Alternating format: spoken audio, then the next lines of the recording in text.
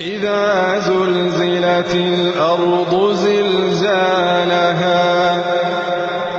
وأخرجت الأرض أثقالها وقال الإنسان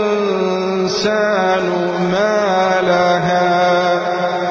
يومئذ تحدث أخبارها بأن ربك أوحى لها يومئذ يصدر الناس أشتاتا ليروا أعمالهم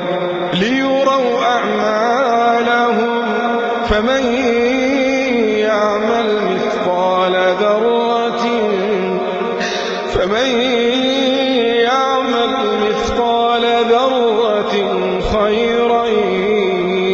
يره ومن يعمل مثقال ذرة شرا